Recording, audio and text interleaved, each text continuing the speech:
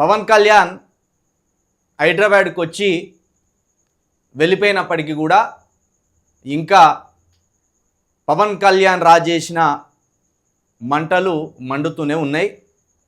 పైగా ఈ పవన్ కళ్యాణ్ మాయలో పడ్డ కొంతమంది తెలంగాణ వ్యక్తులు వాళ్ళు ఇష్టానుసారంగా మాట్లాడుతుండడం కూడా అది ప్రాంతానికి చెడ్డ పేరు. అది తెలంగాణ కల్చర్నే అవమానించినట్టు. అసలు తెలంగాణలో పుట్టి పవన్ కళ్యాణ్ పాదాలు ఒత్తడమే తప్పు. తెలంగాణలో పుట్టి పవన్ కళ్యాణ్ కాళ్ళు మొక్కడమే తప్పు. అలాంటిది పవన్ కళ్యాణ్కి వత్తాసు పలుకుతూ పవన్ కళ్యాణ్ని వెనుకేసుకొస్తూ ఇష్టానుసారంగా తెలంగాణ వాదులను దుర్భాషలాడే ప్రయత్నం చేస్తున్నారు. తెలంగాణ వాదులను కించపరుస్తూ అవహేళనగా మాట్లాడే ప్రయత్నం కూడా చేస్తున్నారు. ఇక పవన్ కళ్యాణ్ ఫ్యాన్స్ అనబడే వాళ్ళు ఎవరైతే ఉన్నారో వీళ్ళు పూర్తిగా ఉన్మాదుల కంటే ఎక్కువగా మాట్లాడుతున్నారు. అసలు వాళ్ళ భూతు పురాణం చూస్తే మరి వాళ్ళ ఇంట్లో వాళ్ళు వీళ్ళని ఎట్లా పెంచిందో తెలియదు, లేదా పవన్ కళ్యాణ్ ఫ్యాన్స్ అయిన తర్వాతనే వీళ్ళు ఇంత భూతు పురాణం నేర్చుకున్నారా లేదా కూడా అర్థం కాని పరిస్థితి ఉన్నది. ఒకవేళ నాతో పాటు చిలుక ప్రవీణ్తో పాటు ఇంకా పృథ్వీరాజ్ కావచ్చు, తొలి వెలుగురావు కావచ్చు, పాశం యాదగిరి గారు కావచ్చు, మా నాయకురాలు కవిత గారు కావచ్చు, కాళోజీ శ్రీనివాస్ కావచ్చు, ఇలాంటి వాళ్ళను అత్యంత భయానకమైన దుర్భాషలు ఆడే ప్రయత్నం చేస్తున్నారు.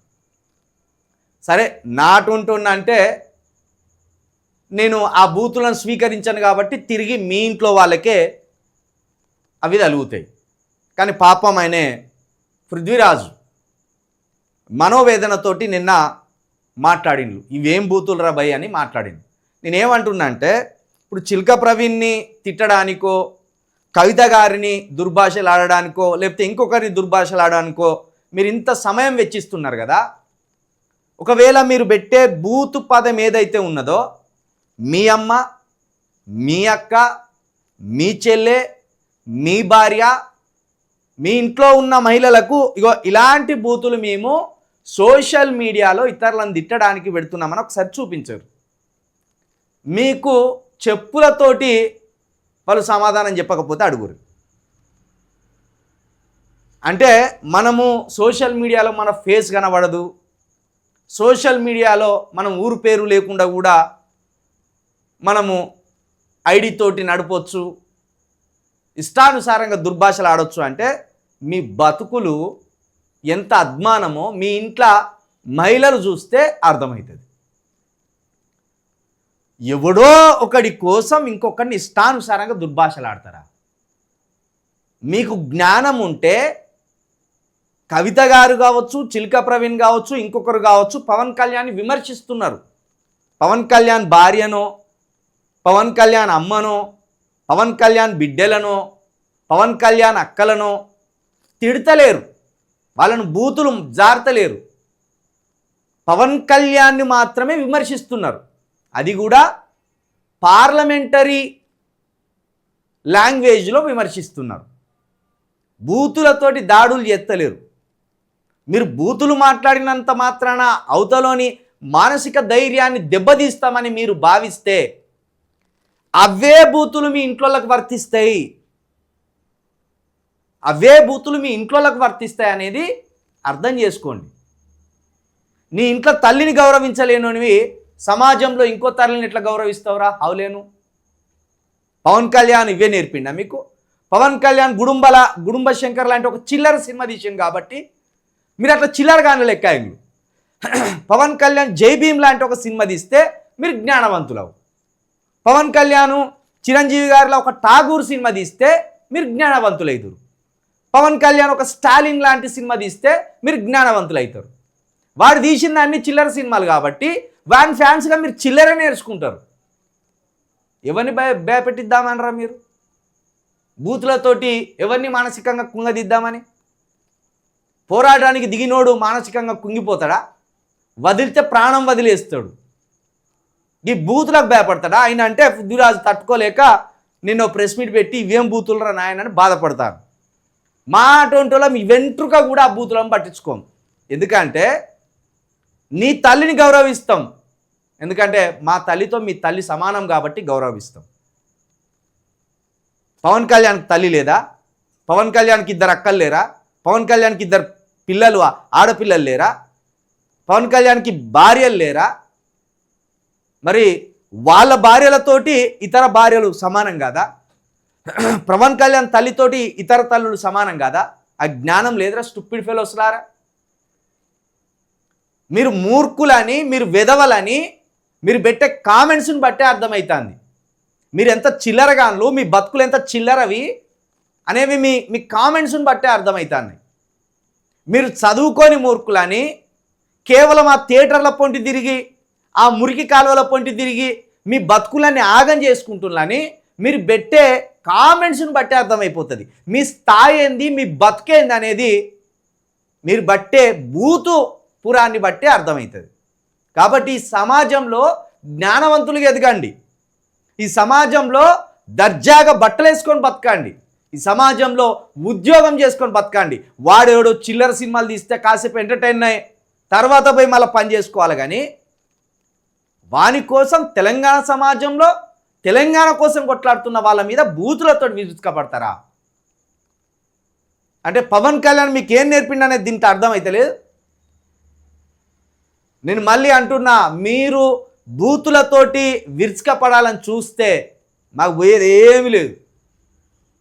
మా ఇంట్లో వాళ్ళు అటువంటి వాళ్ళు కాదు.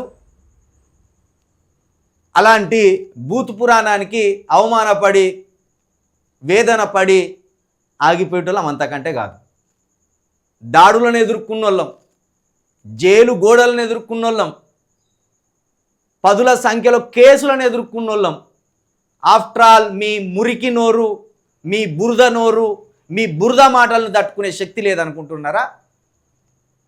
రా చర్చకు రాండి, కూర్చుందాం, ఒక జ్ఞానవంతమైన చర్చ పెడదాం. మీ తల్లులు అన్నది ఇతర తల్లులను నిందించడానిక? మీ తల్లులు మిమ్మల్ని అన్నది పెంచింది ఇతర తల్లులను లకారాలతోటి తిట్టడానిక? ఇతర తల్లుల అంగాంగాన్ని వర్ణిస్తూ బూతులు జారడానిక? అవే అంగాలు మీ తల్లికి, మీ చెల్లికి, మీ పెళ్ళానికి, మీ అక్కలకు లేవా? ఒక స్త్రీకి ఏముంటాయో పరాయి స్త్రీకి కూడా అవే అవయవాలు ఉంటాయి. అవే అవయవాలు పవన్ కళ్యాణ్ వాళ్ళ ఇంట్లో ఉన్న మహిళలకు కూడా ఉంటాయి. మరి పవన్ కళ్యాణ్ వాళ్ళ ఇంట్లో ఉన్న వాళ్ళే మహిళలా? ఇతర తల్లులు మహిళలు కాదా? ఇది పవన్ కళ్యాణ్ చెప్పాలి. నువ్వు ఎంత చిచోరగాలను తయారు చేసినావంటే పవన్ కళ్యాణ్, వాళ్ళ కామెంట్స్ నీకు చూపెడితే తూ అని వాళ్ళని ఉంచుతావో, మరి షబాష్ అని వాళ్ళ భుజాల మీద చేయతో తెలియదు. మేమైతే మా కవిత గారు మొన్న కూడా మాకు మీటింగ్ పెట్టన్నారు, చాలా సంస్కారవంతమైన కామెంట్స్ పెట్టండి, ఒక్కరి మీద కూడా, ఒక్క ఆడపిల్ల మీద కూడా, వాళ్ళ ఇంట్లో మీద కూడా ఒక్క బూతు పురాణం వాడొద్దు అని చెప్పి మా లీడర్, మా నాయకురాలు. మరి మీ నాయకుడు ఏం చెప్పిండో మాకు తెలియదురా. పాశం యాదగిరి లాంటి ఓ పెద్ద మనిషిని, ఒక మేధావిని పట్టుకొని వాళ్ళ ఇంట్లో మహిళలను లకారాలతోటి లాముండాలని, ఏం భాష ఇది? ఏం విలువలు ఇవి? రాజకీయంలో ఉన్నప్పుడు విమర్శ, ప్రతివిమర్శ సహజం. విమర్శలను తట్టుకోలేని వాళ్ళు మీరెందుకు రాజకీయాలు చేస్తాను? ఆ ఉరితాలను తెచ్చుకొని ఊగి సాచిపోర్రి, ఉరితాళ్ళకు ఊరి సిగ్గులేని మీద వల్లారా.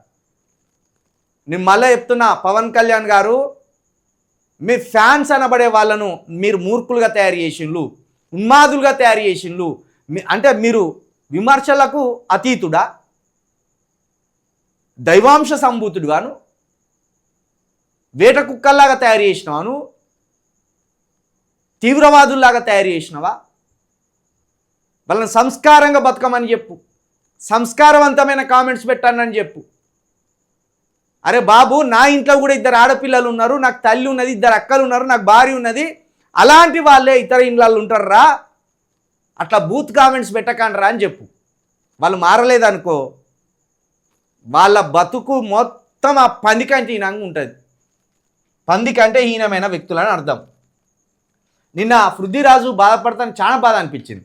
నేను ప్రెస్ మీట్ పెట్టినాక ఆ ప్రెస్ మీటు మనోళ్ళు ఆ ఎఫ్బీలో అప్లోడ్ చేసింది.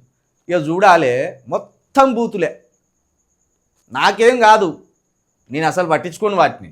బుద్ధుడు ఇట్లా నడుచుకుంటూ పోతా అంటే కుక్క మరుగుతుందట. పక్కన ఉన్నాడు కుక్క మరుగుతాను సార్ అంటే దాన్ని నేను పట్టించుకోలేదు కాబట్టి నేను మొరగను అన్నాడట. అది ఎంతసేపు అయినా మొరుక్కొని మనకేం సంబంధం?